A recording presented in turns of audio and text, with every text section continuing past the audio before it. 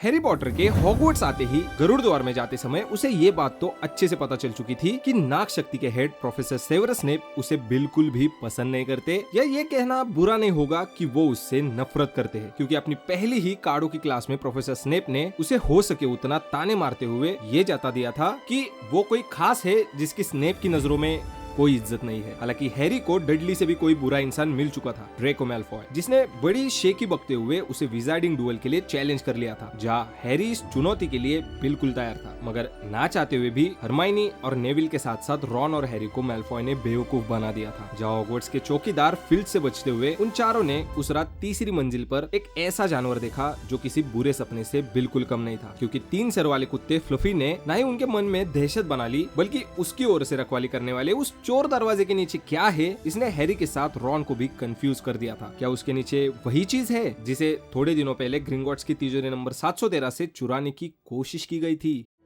Chapter 10 Halloween. Malfoy को अपनी आंखों पर यकीन नहीं हुआ जब उसने देखा कि हैरी और रॉन अगले दिन भी हॉगवर्ट्स में ही थे। वो लोग थके हुए लेकिन खुश लग रहे थे। दरअसल रॉन और हैरी सोच ही रहे थे कि 3 सर के कुत्ते वाला हादसा एक्चुअली में काफी एडवेंचरस था। उन्हें मौका मिले तो वो एक आध ऐसे और एडवेंचर पे जरूर जाना चाहेंगे। वही हैरी ने रॉन को उस पैकेज के बारे में सब कुछ बता दिया था। उन दोनों का पूरा दिन यही सोचने में चला गया कि आखिरकार इतनी क्या खास चीज हो सकती है जिसे बचाने के लिए इतनी ज्यादा सुरक्षा की जरूरत थी। वो जरूर बहुत ही ज्यादा कीमती होगी या बहुत ही ज्यादा खतरनाक, या क्या पता दोनों ही। उन्हें बस इतना पता था कि वो चीज 2 इंच लंबी है। वो ऐसी हालत में थे ही नहीं कि उसे लेकर ज्यादा कुछ अंदाजा लगा पाए। उसके लिए उनके पास और सुराग होने चाहिए। ना ही नेविल और ना ही हरमाइनी ने जरा सी भी क्यूरियोसिटी दिखाई कि उस 3 सर वाले कुत्ते के और उस चोर दरवाजे के नीचे क्या हो सकता है। नेविल तो बस इतना जान रहा था कि वो उसके नजदीक फिर नहीं जाना चाहेगा। हरमाइनी ने अब रॉन और हैरी से बातचीत बंद कर दी थी, ऑल्दो उसका बॉसीपना बीच में आ जाता था, जिसके चलते उसे इस चीज में भी फायदा नजर आ रहा था। वो बस इतना चाहते थे कि वो किसी तरीके से मैलफॉय से बदला ले सके। जब सबको तो खुशी तब हुई जब 1 हफ्ते के बाद ही ऐसी ही चीज की एक पोस्ट आई। जब सब उल्लू खत लेकर आ रहे थे तब सबका ध्यान एक लंबे और पतले एनवेलप पे गया, जिसे तकरीबन 6 बड़े और मोटे उल्लू उठाकर लेकर आ रहे थे। हैरी भी ठीक सभी की तरह ये देखने के लिए काफी ज्यादा एक्साइटेड था कि उस पैकेज के अंदर क्या हो सकता है। हैरानी तो उसे तब हुई जब उन सभी उल्लुओं ने उस बड़े से पैकेज को उसी के सामने पटक दिया, जिसके चलते उसका सारा नाश्ता नीचे गिर गया। जैसे ही वो 6 मोटे उल्लू वहां से हटे, एक और उल्लू ने आकर उसके सामने एक चिट्ठी को डाल दिया। हालांकि अकलमंदी तो ये थी कि हैरी ने पहले चिट्ठी को ही खोला। पैकेज को टेबल के ऊपर मत खोलना, इसके अंदर तुम्हारी नई निम्बस 2000 है, लेकिन मैं नहीं चाहती कि बाकी सभी को पता चले कि तुम्हें तुम्हारी पहली जादुई झाड़ू मिल चुकी है, वरना उन सभी को भी झाड़ू की आस लग जाएगी। ऑलिवर वुड तुम्हें आज रात 7 बजे क्विडिच पिच पर मिलेगा, जहाँ से तुम अपनी ट्रेनिंग की शुरुआत करोगे। Professor M McGonigal. हैरी ने जब रॉन को वो चिट्ठी दी तब रॉन अपनी एक्साइटमेंट को छुपा ही नहीं पाया। क्या निम्बस 2000? मैंने तो उसे आज तक छुआ भी नहीं है। वो लोग तुरंत ही ग्रेट हॉल से निकल गए, क्योंकि वो अपने फर्स्ट लेसन से पहले झाड़ू को खोलकर देखना चाहते थे। जहाँ ग्रेट हॉल से निकलते हुए उन्होंने देखा तो ऊपर जाने वाली सीढ़ियों पर क्रैब और गोयल रास्ता रोक के खड़े थे। मैलफॉय ने हैरी के हाथों से तुरंत पैकेज को छीन लिया और उंगलियों से दबाकर वो उस पैकेज को महसूस करने लगा। ये तो जादुई झाड़ू है। अब तो तुम गए पॉटर। पहले साल के बच्चों को जादुई झाड़ू रखना मना है, लेकिन रॉन खुद को रोक नहीं पाया। ये कोई पुरानी झाड़ू नहीं है, ये तो न्यू निम्बस 2000 है। तुमने क्या कहा था? तुम्हारे पास कौन सी झाड़ू है? कॉमेट 260। कॉमेट की ताकत भेदक तो होती है, लेकिन उनमें निम्बस 2000 वाली बात कहा।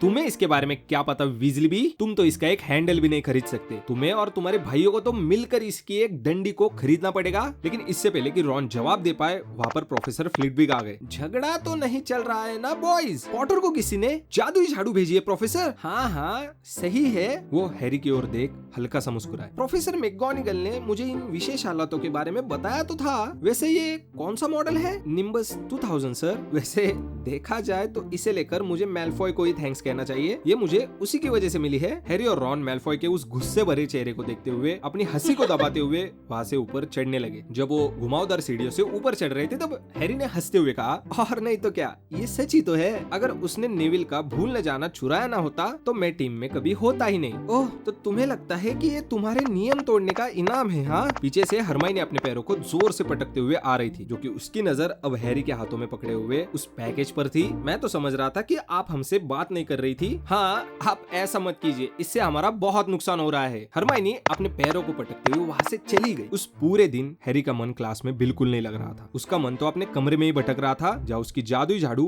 उसके बिस्तर के नीचे पड़ी हुई थी, या फिर उसका मन वहाँ जा रहा था जहाँ आज रात से वो अपनी क्विडिच की प्रैक्टिस शुरू करने वाला था। उसने शाम को फटाफट अपना डिनर किया। उसे तो ये भी पता नहीं था कि वो खा क्या रहा है। वो तुरंत ही रॉन के साथ ऊपर अपने कमरे में चला गया ताकि वो अपनी नई निम्बस 2000 को देख सके। जब वो अपने पैकेट से निकलकर बाहर आई तब रॉन के मुंह से आह निकल गई। वाओ! हैरी दरअसल जादुई झाड़ू के बारे में कुछ जान ही नहीं रहा था, लेकिन फिर भी उसे ये काफी कमाल की लगी। पतली सी उस चिकनी जादुई झाड़ू पर महागनी के पेड़ की लकड़ी से बना हुआ हैंडल लगा हुआ था। साफ और सीधी टेनियों की लंबी पूंछ थी और ऊपर की ओर सुनहरे अक्षरों में लिखा हुआ था निम्बस 2000।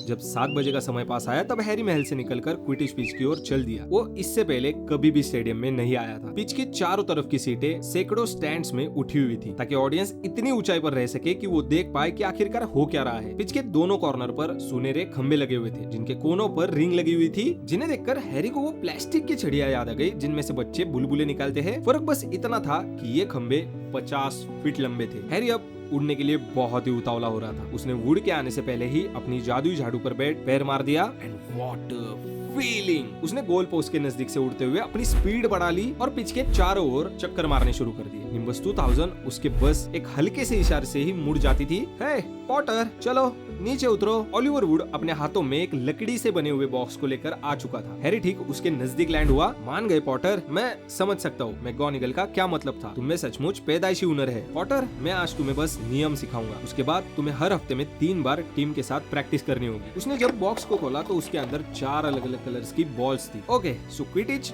वैसे तो बहुत आसान खेल है हैरी, हालांकि इसे खेलना आसान नहीं है। हर टीम में 7 प्लेयर्स होते हैं, 3 धावक। उसने बॉक्स में से एक चमकीली लाल गेंद बाहर निकाली और ये है तूफान। धावक तूफान को एक दूसरे की ओर पास करते हैं और कोशिश करते हैं कि वो उन्हें रिंग में डाल सके। तूफान के रिंग में जाते ही हर बार 10 पॉइंट्स मिलते हैं, समझे? तो ये एक तरीके से बास्केटबॉल है जिसे बस जादुई झाड़ू पर सवार होते हुए 6 रिंग्स के साथ खेला जाता है ना? बास्केटबॉल क्या होता है? नहीं कुछ नहीं। अब दोनों टीमों में एक और खिलाड़ी होता है जिसे रक्षक कहते हैं। गरुड़ द्वार का रक्षक मैं हूँ। मेरा काम है रिंग के चारों ओर उड़ना और दूसरी टीम के प्लेयर्स को स्कोर करने से बचाना। ओके, तो 3 धावक और एक रक्षक जो कि तूफान के साथ खेलते हैं। ओके, मैं इतना तो समझ गया। तो ये बाकी की बॉल्स किस लिए है बताता हूँ। वुड ने हैरी के हाथों में एक डंडा दे दिया जो कि बेसबॉल की बैट की तरह था। बॉक्स के अंदर 2 सेम दिखने वाली गेंदों को उसने दिखाते हुए कहा, इन्हें पहलवान कहते हैं, जो कि वो दोनों गेंदें दिखने में तूफान से थोड़ी छोटी थी। हालांकि वो बॉक्स के अंदर ही मानो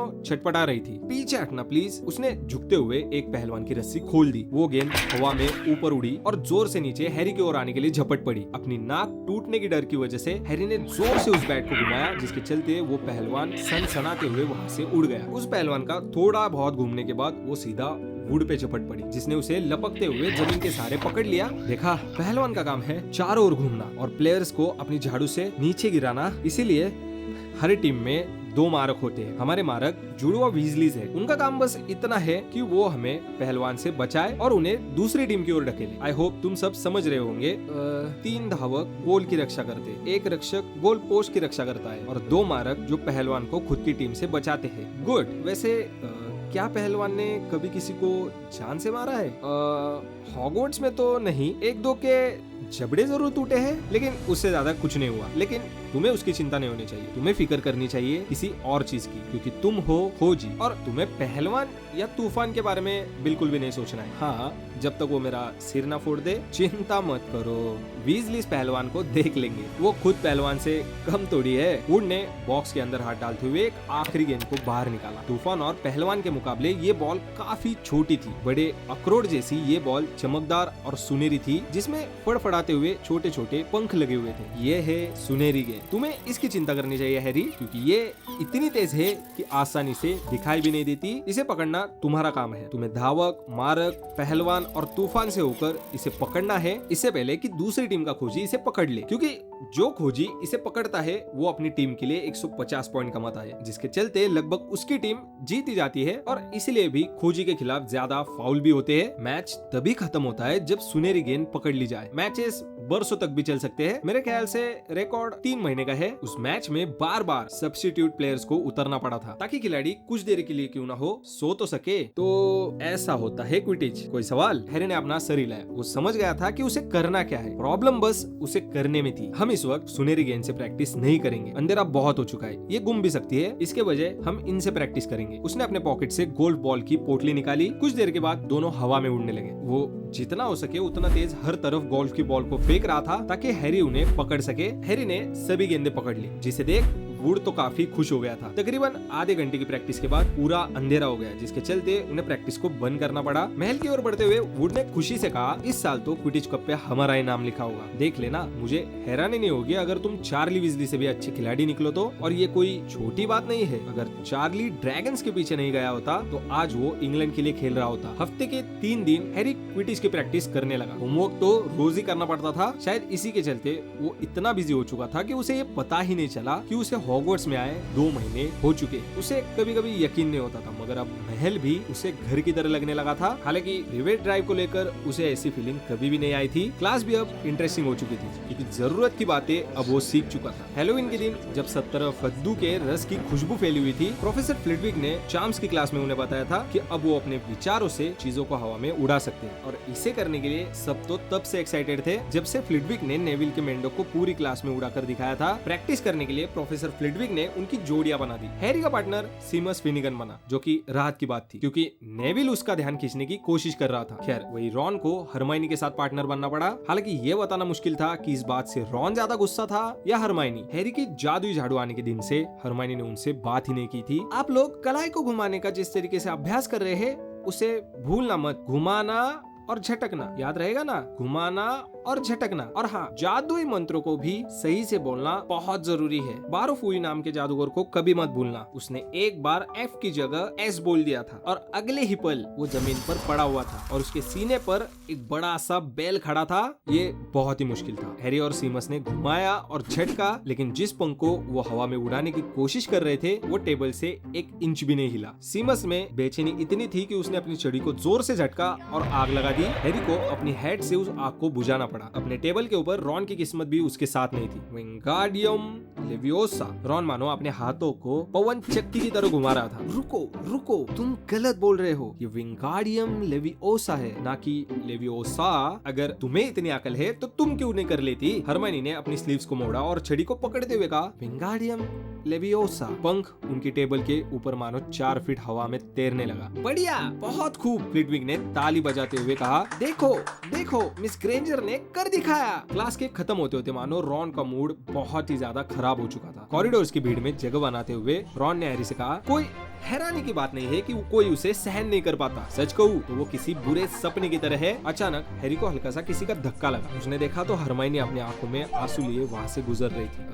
मुझे लगता है कि उसने तुम्हारी बातें सुन ली। तो हालांकि रॉन की आवाज भी अब थोड़ी थोड़ी हिली हुई थी। उसे अब तक नोटिस कर लेना चाहिए था कि कोई उसका दोस्त नहीं है। हरमाइनी अगली क्लास में नहीं आई। इनफैक्ट वो पूरी दोपहर नहीं दिखी। जब हैलोवीन की दावत के लिए वो सब ग्रेट हॉल में जा रहे थे तभी रॉन और हैरी के कानों पे पार्वती और लेवेंडर की बातें पड़ी। पार्वती लेवेंडर को बता रही थी कि हरमाइनी लड़कियों के बाथरूम में रो रही थी और चाह रही थी कि उसे बस अकेला छोड़ दिया जाए। रॉन ये सुनकर और भी परेशान हो गया, लेकिन ग्रेट हॉल में हुई हैलोवीन की खूबसूरत सजावट को देख वो दोनों हरमाइनी के बारे में भूल गए। 1000 से भी ज्यादा चमगादड़ दीवारों से फड़फड़ाते हुए आए। कोई हजारों चमगादड़ बस काले बादलों की तरह उनके टेबल के ऊपर मंडरा रहे थे। दावत अचानक गोल्डन प्लेट्स में सामने आ गई, ठीक वैसे ही जैसे टर्म की शुरुआत में आई थी। हैरी अपनी प्लेट में उबला हुआ आलू ले ही रहा था कि प्रोफेसर क्विरिल ग्रेट हॉल के अंदर दौड़ते हुए आए। उनकी पगड़ी बिखरी हुई थी, वह उनके चेहरे पर दहशत छाई हुई थी। सबका ध्यान उन्हीं के ऊपर था जब वो प्रोफेसर डम्बलडोर की कुर्सी के पास हाफते हुए पहुंचे और बोल पड़े, दैत्य तहखाने में घुस गया है। मैंने सोचा आपको बता दूं। क्विरिल वहीं पर बेहोश हो गए। सब तरफ मानो हंगामा मच गया। सबको शांत करने के लिए प्रोफेसर डम्बलडोर को अपनी छड़ी से पटाखे भी फोड़ने पड़े। शांत! शांत रहिए। अब प्रीफेक्ट्स अपने अपने हाउस को उनके कमरों में ले जाए। फर्स्ट ईयर्स इकट्ठा रहे, मेरे पीछे आओ प्लीज। अगर मेरी बात मानोगे तो दैत्य से डरने की कोई जरूरत नहीं है। चलिए चलिए, रास्ता छोड़िए। फर्स्ट ईयर्स यहाँ पर है। एक्सक्यूज मी, मैं प्रीफेक्ट हूँ। दैत्य अंदर कैसे घुस सकता है? हैरी ने सीढ़ियों को चढ़ते हुए रॉन से कहा, मैं क्या जानूं, वैसे भी सचमुच वो बेवकूफ होते। शायद पीव्स ने उन्हें अंदर छोड़कर मजाक किया हो। वो लोग भागते भागते जब मेहनत कस के डरे हुए बच्चों के बीच में से गुजर रहे थे, तब हैरी ने अचानक रॉन का हाथ पकड़ लिया। Hermione, Ron, Hermione. उसका क्या? उसे दैत्य के बारे में नहीं पता। ओह अच्छा ठीक है। पर पर्सी की नजर बचाकर नीचे झुकते हुए वो उन मेहनत कस के बच्चों के साथ मिल गए, जो कि वो लोग दूसरी दिशा में जा रहे थे। एक सूने से कॉरिडोर से गुजरने के बाद वो तुरंत ही भागकर लड़कियों के बाथरूम की ओर मुड़े। वो अंदर जाने के लिए मुड़े ही थे, तभी उन्हें अपनी ओर आते हुए तेज तेज कदमों की आवाज सुनाई दी। पर्सी? उन्होंने छुपते छुपाए देखा तो कॉरिडोर से पर्सी नहीं, स्नेप गुजर रहा था। ये यहाँ क्या कर रहा है? वो बाकी के टीचर्स के साथ तहखाने में क्यों नहीं गया? मुझे क्या पता। बिना कोई सवाल किए वो स्नेप जिस कॉरिडोर से गायब हुआ था उसकी ओर बढ़े। वो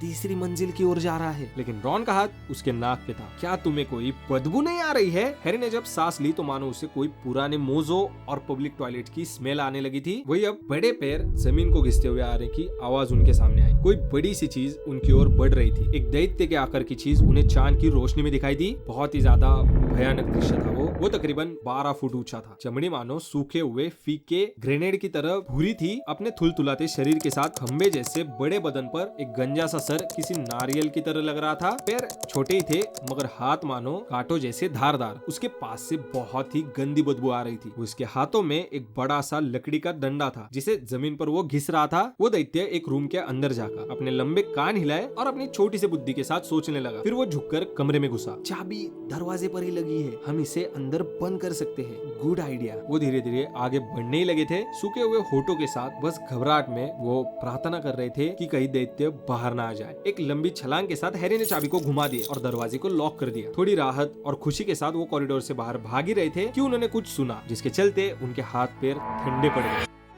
एक तेज डरी हुई चीख उस कमरे से आ रही थी जहाँ पर उन्होंने अभी अभी ताला मारा था। अरे नहीं, वो लड़कियों का बाथरूम था। हरमाइनी! वो लोग ये काम करना तो नहीं चाहते थे, लेकिन उनके पास कोई और चारा भी नहीं था। वो तुरंत ही उस दरवाजे के पास पहुंचे। हड़बड़ाहट में उन्होंने दरवाजा तुरंत खोला और अंदर घुस गए। हरमाइनी ग्रेंजर बस एक दीवार के सहारे खड़ी थी, मानो वो किसी भी वक्त बेहोश हो जाए। दैत्य उसकी ओर मुड़ते हुए साइड में सभी वॉश बेसिन को तोड़ते हुए जा रहा था। उसका ध्यान बटाओ। हैरी ने घबराते हुए तुरंत एक नीचे की लकड़ी को अपनी जी जान से दीवार की ओर मारा। वो दैत्य हरमाइनी की ओर बढ़ते बढ़ते अचानक रुका। अपनी मंद बुद्धि के साथ वो सोच ही रहा था कि ये शोर कहाँ से हो सकता है। आखिरकार उसकी भेंगी आंखों ने हैरी को देख लिया, जिसके चलते अब वो हैरी की ओर बढ़ने लगा। ओए भोंदू कहीं के! रॉन ने दूसरी साइड से जाते हुए उस दैत्य के ऊपर एक मेटल का छोटा सा रॉड फेंक के मारा, जिसका पता दैत्य को जरा सा भी नहीं लगा। हालांकि उसने आ रही आवाज से रॉन को ढूंढ लिया और रॉन के चिल्लाने की वजह से हैरी को वहां से निकलने का मौका मिल पाया। चलो भागो भागो, हैरी ने चीखते हुए हरमाइनी से कहा और उसने उसे दरवाजे की ओर खींचने की कोशिश की, लेकिन वो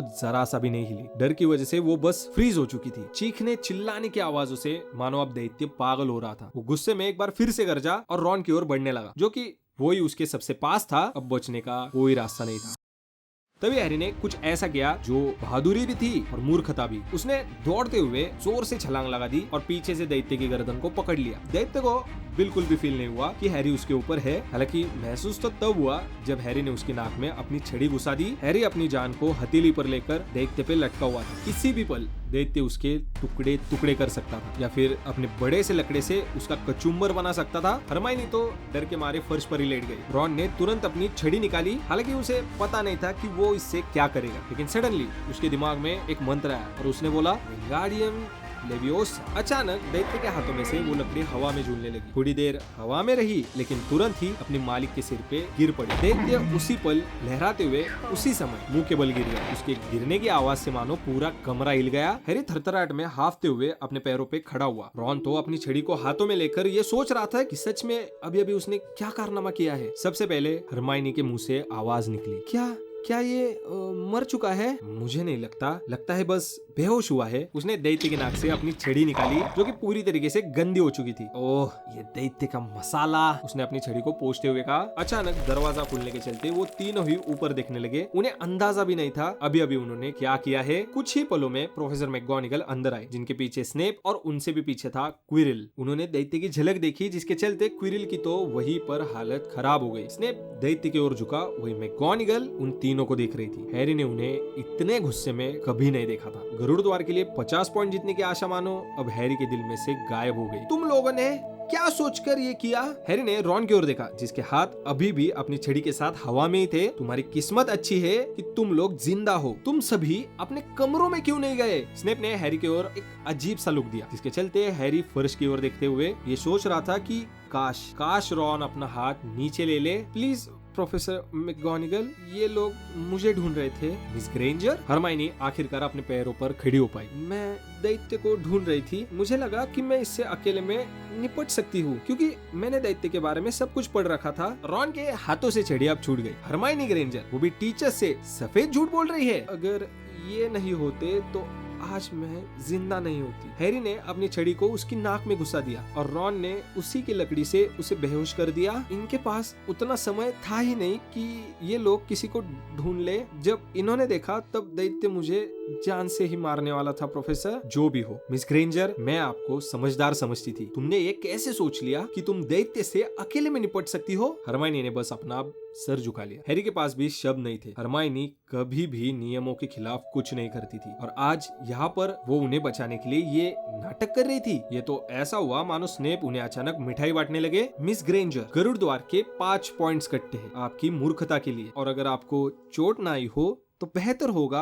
कि आप सीधा गरुड़ द्वार टावर में चली जाओ। स्टूडेंट्स वहाँ पर खाना खा रहे हैं। हरमाइनी के जाने के बाद प्रोफेसर मैकगोनागल हैरी और रॉन की ओर मुड़ी। और आप दोनों महाशय, मैं अभी भी कहूंगी कि आपकी किस्मत अच्छी थी। फर्स्ट ईयर के कुछ ही बच्चे होंगे जो अपने पहले ही साल में एक दैत्य से मुकाबला करते हुए जिंदा बचे हो, और इसीलिए तुम दोनों ने 5-5 पॉइंट्स जीते हैं अपनी अच्छी किस्मत के चलते। प्रोफेसर डम्बलडोर को इसकी जानकारी दे दी जाएगी। अब तुम दोनों जा सकते हो। वो दोनों भागते हुए तब तक कुछ नहीं बोले जब तक वो ऊपर वाली मंजिल पे ना पहुंचे। बाकी सब तो ठीक है, लेकिन दैत्य की गंदी बदबू से दूर आने में ही अपने आप में एक राहत थी। हमें 10 पॉइंट से ज्यादा मिलने चाहिए थे, तुम्हारा मतलब 5 पॉइंट से ज्यादा, क्योंकि 5 तो हरमाइनी की वजह से कम हो चुके हैं। ये तो अच्छा हुआ कि उसने हमें मुसीबत से बचा लिया। हालांकि हमने उसे पहले बचाया था। अगर हमने उसे दैत्य के साथ वहाँ पर बंद ही ना किया होता तो उसे बचाने की कोई जरूरत ही नहीं पड़ती। हैरी ने उसे याद दिलाया। वो दोनों अब पोर्ट्रेट हॉल की यहाँ पर आ चुके थे। पिक्स नॉट, उन्होंने कहा, और वो अंदर घुस गए। हॉल पूरी तरीके से हो हल्ले से भरा हुआ था। हर कोई खाने में बिजी था, जो कि खाना उनके लिए ऊपर भेज दिया गया था। हालांकि हरमाइनी दरवाजे के पास अकेले खड़ी थी और उन दोनों का इंतजार कर रही थी। कुछ पलों की खामोशी के बाद उन्होंने एक साथ कहा थैंक्स, जिसी के साथ वो लोग अपनी प्लेट्स को उठाने के लिए चल पड़े। और इसी पल से हरमाइनी ग्रेंजर उनकी सबसे अच्छी दोस्त बन गई। होती है कुछ चीजें जिन्हें करने के बाद आप एक दूसरे को पसंद किए बिना नहीं रह सकते। जहाँ 12 फीट के एक दैत्य को बेहोश करना उन्हीं चीजों में से एक है। Chapter 11, Quidditch.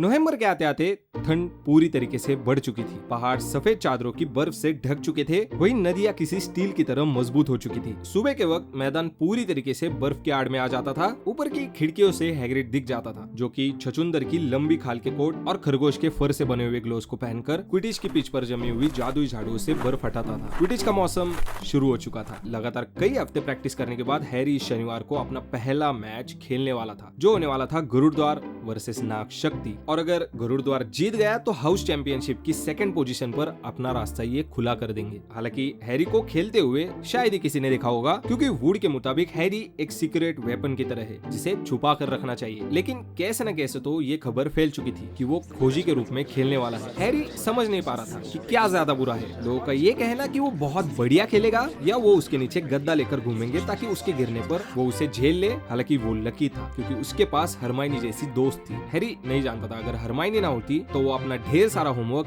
कैसे पूरा कर पाता, क्योंकि वुड आखिरी मिनट की ढेर सारी प्रैक्टिस करवा रहा था। हरमाइनी ने उसे क्विडिच थ्रू एजेस की किताब भी पढ़ने के लिए दे दी थी, जो इवेंचुअली काफी इंटरेस्टिंग साबित हुई। उसे पढ़ते हुए हैरी को पता चला कि क्विडिच में फाउल्स होने के 700 तरीके होते हैं और ये सभी 1473 में हुई एक मैच के दौरान हो चुके हैं। उसे ये भी पता चला कि टीम में सबसे छोटे और फुर्तीले प्लेयर खोजी ही होते और उन्हीं के साथ सबसे खतरनाक हादसे हुआ करते हैं। हालांकि क्विडिच खेलते हुए शायद ही कोई मरा हो, पर रेफरी आमतौर पर गायब हुआ करते थे, जो कुछ दिनों के बाद सहारा के रेगिस्तान में मिला करते थे। जब से रॉन और हैरी ने हरमाइनी को दैत्य से बचाया था, तब से हरमाइनी नियम तोड़ने को लेकर काफी रिलैक्स हो चुकी थी, जिसके चलते उसका बिहेवियर भी पहले से काफी अच्छा हो चुका था। अपनी पहली क्विडिच मैच के 3 दिन पहले वो तीनों अपने ब्रेक के दौरान टहलते हुए कोर्टयार्ड से बाहर निकले। हरमाइनी ने अपनी छड़ी से एक हल्की सी नीली रोशनी जलाई, जिसे अचार के जार में भी ले जा सकते थे। वो तीनों उसी रोशनी की ओर देख ही रहे थे कि वहाँ से स्नेप गुजरा। हैरी ने देखा तो वो थोड़ा लंगड़ाते हुए चल रहा था। वो तीनों तुरंत ही रोशनी को छुपाते हुए खड़े हुए। उन्हें यकीन था कि जादू से आग लगाने की इजाजत नहीं होगी। हालांकि स्नेप ने भी उनके चेहरे को देख अपना रास्ता लंगड़ाते हुए उनकी ओर मोड़ा। हालांकि उसने आग तो नहीं देखी, लेकिन उसकी आंखों से पता चल रहा था कि वो कुछ ऐसे कारण की तलाश में है जिसके चलते वो उन्हें वहाँ से भगा सके। पॉटर, तुम्हारे हाथ में क्या है? उसने अपने हाथों से क्विडिच थ्रू एजेस की किताब दिखाई। लाइब्रेरी की किताबें स्कूल के बाहर ले जाना मना है पॉटर, इसे मुझे दे दो। 5 पॉइंट्स गरुड़ द्वार के काट लिए जाते हैं। जब स्नेप थोड़ी दूरी पे गया तब हैरी ने कहा, उसने ये नियम अभी अभी बनाया है। उसके पैरों को आखिरकार हुआ क्या है क्या पता, पर आई होप उसे बहुत दर्द हो रहा हो। उस शाम गरुड़ द्वार के कॉमन रूम में काफी शोर शराबा था। हैरी, रॉन और हरमाइनी कोने में खड़े थे। हरमाइनी उन दोनों का चार्म्स का होमवर्क देख रही थी। वो कभी भी उन्हें कॉपी नहीं करने देती थी। तुम लोग किस तरह सीखोगे? उन्हें सही जवाब वैसे भी मिल जाते थे। हैरी परेशान हो रहा था। उसे क्विडिच थ्रू एजेस की किताब वापस चाहिए थी, हालांकि उसका दिमाग कल की मैच की टेंशन से भरा पड़ा था। वो स्नेप से इतना घबराई क्यों रहा था? वो उठकर खड़ा हुआ और रॉन और हरमाइनी से कहने लगा कि वो स्नेप के पास अपनी किताब वापस मांगने जा रहा है। मैं नहीं, तुम जाओ। लेकिन हैरी सोच ही रहा था कि बाकी टीचर्स के सामने स्नेप मना नहीं कर पाएगा। वो नीचे स्टाफ रूम की ओर बढ़ा। दरवाजा 2 बार खटखटाया, लेकिन कोई जवाब नहीं मिला। फिर से 1 बार खटखटाया, लेकिन इस बार भी जवाब नहीं मिला। शायद स्नेप ने उसकी किताब को वहीं पर छोड़ दिया हो। कोशिश करने में क्या ही बुराई थी। उसने दरवाजा थोड़ा सा खोला और अंदर झांका, लेकिन तभी उसने देखा तो स्नेप और फिल्च अकेले में खड़े थे। स्नेप ने अपने चोगे को घुटनों तक उठा के रखा था, जो कि उसका पैर खून से लथपथ था। फिल्च उसकी मलम पट्टी कर रहा था। भयानक चीज, आखिरकार कोई 3 सर पे एक साथ नजर कैसे रख सकता है? हैरी ने दरवाजा धीरे से बंद करना चाहा, पर पॉटर! स्नेप का चेहरा मानो गुस्से से भरा हुआ था। उसने अपने चोगे को तुरंत नीचे किया ताकि उसका पैर छुप जाए। मैं सोच रहा था कि क्या मुझे अपनी किताब वापस मिल सकती है? दफा हो जाओ अभी! इससे पहले कि स्नेप गरुड़ द्वार के पॉइंट्स काटे, हैरी वापस लौट आया। वो ऊपर की मंजिल की ओर दौड़ते हुए गया। क्या तुम्हें तुम्हारी किताब मिली? क्या बात है? अपनी आवाज को धीमा रखते हुए हैरी ने उन दोनों को सब कुछ बता दिया। तुम जान रहे हो इसका मतलब क्या है? उसने हैलोवीन के दिन 3 सर वाले कुत्ते के पास जाने की कोशिश की थी। मैंने देखा था स्नेप उसी के पीछे है जिसकी रखवाली वो कुत्ता कर रहा है। मैं अपनी जादुई झाड़ू को दांव पे लगाने के लिए तैयार हूँ और उसी ने दैत्य को ध्यान भटकाने के लिए आजाद किया था। हरमाइनी ने बड़ी आंखों से कहा, ना नहीं, वो ऐसा नहीं कर सकते। मैं जानती हूँ कि वो अच्छे नहीं है, लेकिन वो उस चीज को क्यों चुराना चाहेंगे जिसे डंबलडोर सुरक्षित रखना चाहते हैं? सच में हरमाइनी, तुम बोलती तो ऐसी हो मानो सभी टीचर्स संत महात्मा होते हैं। स्नेप कुछ भी कर सकता है, लेकिन वो किस चीज के पीछे है? कुत्ता आखिरकार किस चीज की रखवाली कर रहा है? हैरी के बिस्तर पर जाने तक उसके दिमाग में यही सवाल दौड़ रहा था। नेविल जोर जोर से खराटे मार रहा था, लेकिन हैरी की आंखों में नींद का नामो निशान नहीं था। उसने हो सके उतना अपने दिमाग को खाली करने की कोशिश की, क्योंकि उसे नींद की जरूरत थी। कुछ ही घंटों के बाद उसका पहला क्विडिच मैच होने वाला था, लेकिन स्नेप के पैरों को देखते हुए उसके चेहरे पर जो इमोशन था वो भुलाना आसान नहीं था। अगली सुबह काफी चमकदार और ठंडी थी। ग्रेट हॉल भुने हुए सॉसेजेस की खुशबू से भरा हुआ था। सभी को अब बस एक अच्छे क्विडिच मैच की आस थी। तुम्हें नाश्ता कर लेना चाहिए।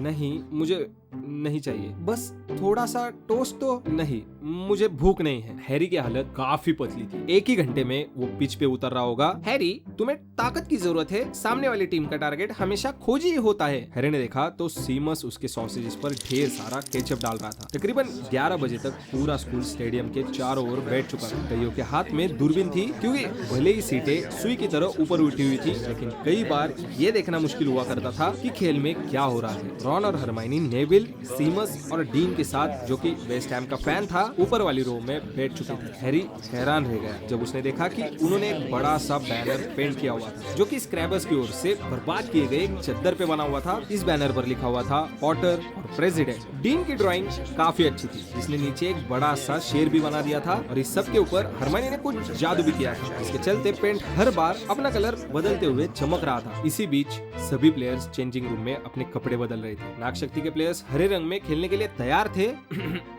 ओके मेन एंड वुमेन्स, धावक एंजेलिना चिल्ला पड़ी। हाँ, और लड़कियों, यही मौका है, बहुत बड़ा मौका। हाँ, वही मौका जिसका इंतजार हम सबको था। हमें ओलिवर की स्पीच रटी हुई है। हम पिछले साल भी टीम में थे। फ्रेड ने हैरी को हंसते हुए कहा, तुम दोनों चुप रहो, बरसों बाद गरुड़द्वार को इतनी बढ़िया टीम मिली है, हम जीतेंगे, मैं जानता हूँ, वरना ठीक है। तो अब समय हो चुका है, गुड लक। हैरी अपने कांपते हुए घुटनों के साथ फ्रेड और जॉर्ज के पीछे चल दिया। उनके पीछ पर पहुंचते उनका जोर जोर से स्वागत किया गया। अपने हाथों में झाड़ू लिए मैडम बूच, जो कि रेफरी थी, दोनों टीम्स का इंतजार कर रही थी। जब सभी खिलाड़ी उनके चारों ओर इकट्ठा हुए तब उन्होंने कहा, तुम सब लोग कान खोल के सुन लो, मैं अच्छा और साफ सुथरा खेल चाह रही हूँ। हैरी ने देखा कि वो खास तौर पर नागशक्ति के कैप्टन मार्कस फ्लिंट की ओर देख के बोल रही थी, जो कि फ्लिंट 5th ईयर का एक लड़का था, जिसे देखते ही हैरी को लगा मानो उसमें दैत्य का थोड़ा बहुत खून बह रहा हो। तभी उसने ऊपर लहराते हुए बैनर की ओर देखा, जिसके ऊपर चमकते हुए शब्द बिखरे हुए थे, पॉटर और प्रेसिडेंट, जिसे देखकर ही हैरी का दिल धड़का और उसके अंदर मानो हिम्मत आ गई। झाड़ुओं पर चढ़ जाइए प्लीज। हैरी के अपने निम्बस 2000 पर चढ़ते ही मैडम हूच ने सीटी बजाई। 15 झाड़ुएं तुरंत हवा में उठ पड़ी और खेल शुरू हो गया। और वो रहा तूफान, जिसे एंजेलिना जॉनसन ने अपने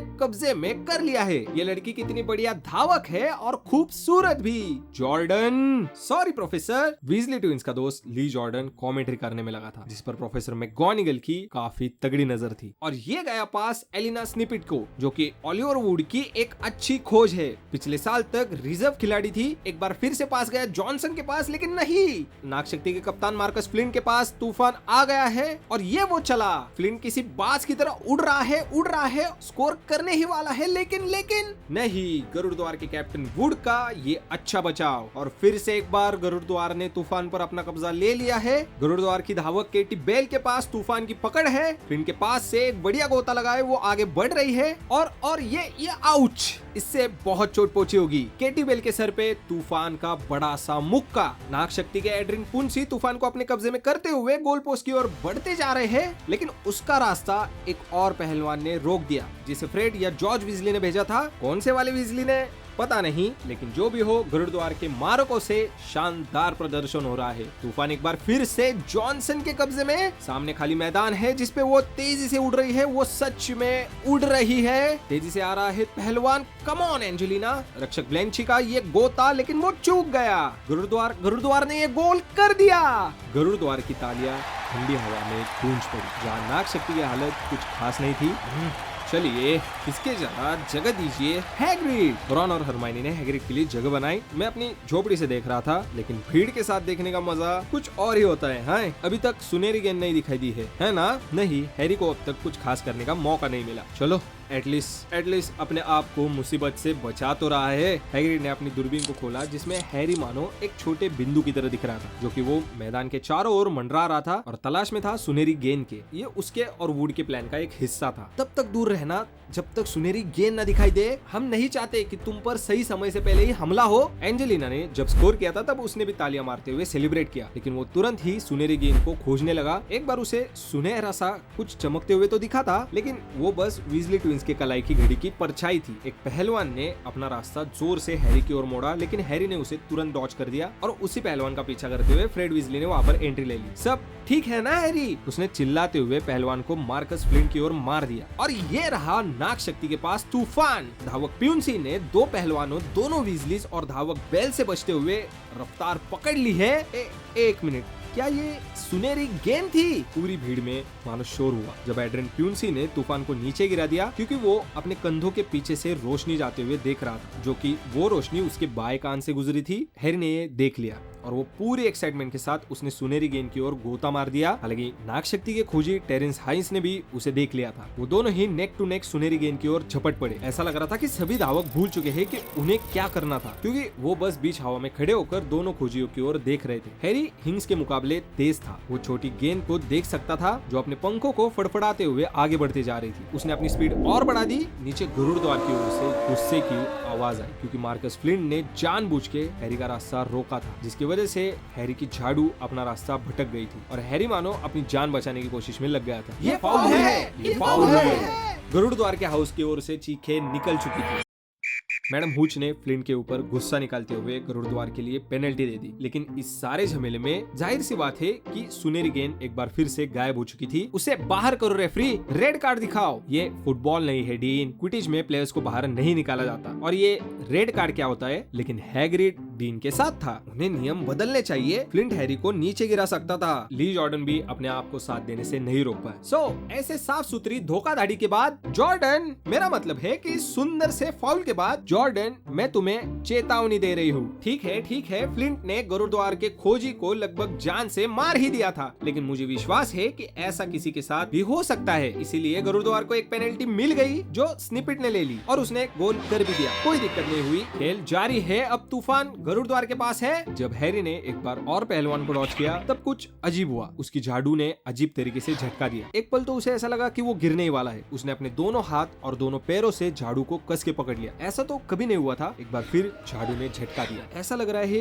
कि झाड़ू उसे गिराने की कोशिश कर रही है, लेकिन निम्बस 2000 अचानक ऐसा नहीं करती। हैरी ने वापस पलटते हुए गरुड़ द्वार की ओर जाने की कोशिश की। उसने सोचा कि वो वुड से टाइम आउट लेने के लिए कहेगा, लेकिन तभी उसने देखा कि उसकी झाड़ू अब पूरी तरीके से आउट ऑफ कंट्रोल हो चुकी है। ना तो अब वो उसे घुमा सकता है, ना ही उसे कोई दिशा दे सकता है। झाड़ू अब बस जबरदस्ती झटके देने में लगी थी, जिसके चलते वो लगभग गिरने ही वाला था। तूफान अब नाग शक्ति के फ्लिंट के पास है और ये किया उसने स्निपेट की ओर पास, फिर स्निपेट ने दिया बेल को पास। अरे ये क्या? पहलवान सीधा उसके चेहरे पर पड़ चुका है। नाक तो जरूर टूटी होगी। मजाक था प्रोफेसर। नाग शक्ति ने गोल कर दिया। अरे नहीं, नाग शक्ति हाउस सेलिब्रेट करने लगा। इसने ये नहीं देखा कि हैरी की झाड़ू कुछ अजीब हरकतें कर रही है। वो अब उसे खेल से दूर ले जा रही थी। झटके एक तरफ से शुरू ही थे, लेकिन पूरी तरीके से हिलते हुए अब वो ऊपर की ओर बढ़ते जा रही है। हैरी कर क्या रहा है? अगर हम बेहतर न जानते हो तो ये कहने में कोई बुराई नहीं है कि उसकी झाड़ू काबू में नहीं है, लेकिन ऐसा कैसे हो सकता है? सडनली सभी का ध्यान हैरी की ओर गया। उसकी झाड़ू अब पलटियां खाने लगी थी, जिसे हैरी ने बस किसी न किसी तरीके से पकड़ के रखा हुआ, लेकिन तभी सभी की सांसें रुक गई, क्योंकि इस बार उसकी झाड़ू ने इतनी जोर से झटका दिया कि हैरी उससे फिसल के उससे लटक गया। बस अपने एक हाथ से झूलते हुए वो उस झाड़ू पर लटका हुआ था। जब फ्लिंट ने उसे टक्कर मारी थी तब उसी ने हैरी के झाड़ू के साथ कुछ छेड़छाड़ी तो नहीं की। ऐसा नहीं हो सकता। ताकतवर काले जादू के बिना जादुई झाड़ू से छेड़छाड़ नहीं हो सकती। निम्बस 2000 के साथ ऐसा कोई बच्चा नहीं कर सकता। जब हरमाइनी ने सुना तो उसने तुरंत ही हैग्रिड से दूरबीन छीन ली और वो हड़बड़ाहट में हैरी के बजाय भीड़ में देखने लगी। तुम कर क्या रही हो? मैं जानती थी। लो, स्नेप की ओर देखो। रॉन ने दूरबीन लेते हुए देखा तो स्नेप सामने वाले स्टैंड्स के बीच में बैठा हुआ था। उसने अपनी आंखें हैरी की ओर जमा कर रखी हुई थी और वो कुछ धीमे धीमे बोल रहा था। वो कुछ कर रहा है। वो झाड़ू पर जादू कर रहा है। हमें क्या करना चाहिए? वो तुम मुझ पर छोड़ दो। लेकिन इससे पहले कि रॉन कुछ कहे, हरमाइनी वहां से गायब हो चुकी थी। उसने वापस दूरबीन हैरी की ओर घुमाई। उसकी झाड़ू अब इतनी तेजी से झटके मार रही थी कि उसे संभाल पाना अब हैरी के लिए नामुमकिन होता जा रहा। भीड़ में सभी लोग अब क्यूरियस होकर देखने लगे थे कि आखिरकार वीजली भाई हैरी को अपने अपनी झाड़ुओं पर कैसे खींच रहे हैं। लेकिन कोई फायदा नहीं। जब भी वो उसके नजदीक जाने लगते थे, निम्बस 2000 और भी ज्यादा ऊपर उठने लगती थी। वो अब बस हैरी के नीचे घूम रहे थे ताकि अगर हैरी गिरे तो उसे पकड़ ले। मार्कस फ्लिंट ने अब तूफान को अपने कब्जे में कर लिया था और किसी के ना देखने के चलते उसने 5 गोल भी कर दिए थे। जल्दी करो हरमाइनी। हरमाइनी भीड़ को ढकेलते हुए वहां तक पहुंच चुकी थी जहाँ पर स्नेप उसके ठीक आगे वाली रो में बैठा था। जब उसने आते हुए प्रोफेसर क्विरिल को सीधी टक्कर भी मारी, तब भी वो उन्हें बिना सॉरी बोले आगे बढ़ती रही। स्नेप के पास पहुंचते उसने नीचे झुकते हुए अपनी छड़ी बाहर निकाली और कुछ शब्द कहे, जिसके चलते उसकी छड़ी से आग निकली और स्नेप के कपड़ों में आग लग गई। स्नेप को रियलाइज होने में 30 सेकंड का समय लगा कि उसके चोगे में आग लग चुकी है। चिल्लाने की आवाज को सुनकर हरमाइनी को पता चल चुका था कि उसका काम हो गया है। उसने स्नेप के चोगे से आग की लपटों को वापस खींचते हुए एक छोटी सी कांच की बोतल में बंद कर दिया ताकि स्नेप को पता ही ना चले कि क्या हुआ था। इससे काम बन गया। हैरी की झाड़ू तुरंत ही शांत हो गई और वो उस पे वापस सवार हो गया। नेविल, अब तुम ऊपर देख सकते हो। नेविल पिछले 5 मिनट से हैग्रिड के कोट में मुंह छुपाए बैठा था। हैरी ने स्पीड के साथ ग्राउंड की ओर आने की कोशिश की तो क्राउड को लगा कि उसे अब उल्टी होने वाली है क्योंकि उसके हाथ अब उसके मुंह पर थे। वो अपने दोनों हाथों पैरों और झाड़ू के साथ पीठ के बल जमीन पर गिर पड़ा। खांसने के बाद उसके मुंह से कुछ सुनहरी चीज बाहर निकली।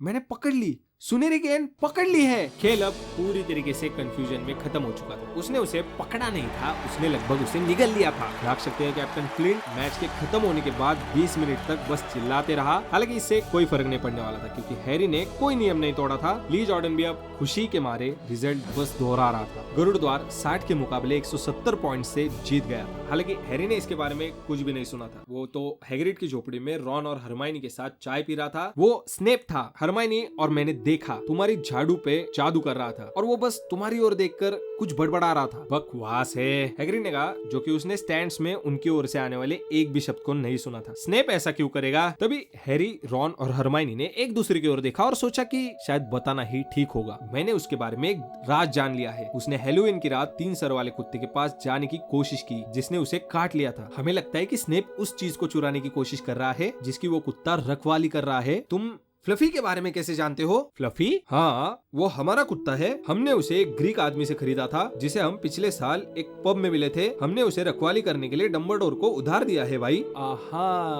बस बहुत हुआ और कोई सवाल नहीं। ये बहुत खुफिया है ये बहुत। लेकिन स्नेप उसे चुराने की कोशिश कर रहा है। बकवास है। स्नेप हॉगवर्ट्स के टीचर है, वो ऐसा क्यों करेंगे? तो उसने हैरी को मारने की कोशिश क्यों की? हरमाइनी चिल्ला पड़ी। दोपहर में हुई घटनाओं को लेकर डेफिनेटली स्नेप को लेकर उसके विचार बदल चुके थे। मैं जान सकती हूँ कि कब जादू किया जा रहा है। हैग्रिड, मैंने इसके बारे में पढ़ा है। जादू करते समय आंख नहीं झपकानी चाहिए और स्नेप पलके नहीं झपका रहा था। मैंने देखा था। हम तुम्हें बता रहे हैं, तुम गलत हो। हम नहीं जानते कि हैरी की झाड़ू ऐसा क्यों कर रही थी, पर स्नेप कभी किसी स्टूडेंट को मारने की कोशिश नहीं करेंगे। देखो, तुम उन चीजों के बारे में जानना चाह रहे हो जिनसे तुम्हें कोई लेना देना नहीं है। ये खतरनाक है। तुम कुत्ते के बारे में सब कुछ भूल जाओ। ये भी भूल जाओ कि वो किसी चीज की रखवाली कर रहा है। ये प्रोफेसर डम्बलडोर और निकोलस फ्लेमेल का निजी मामला है। आहा, तो कोई निकोलस फ्लेमेल भी इसमें शामिल है ना? हैग्रिड अब अपने आप से गुस्सा हो चुका था कि उसने ये क्या बोल दिया।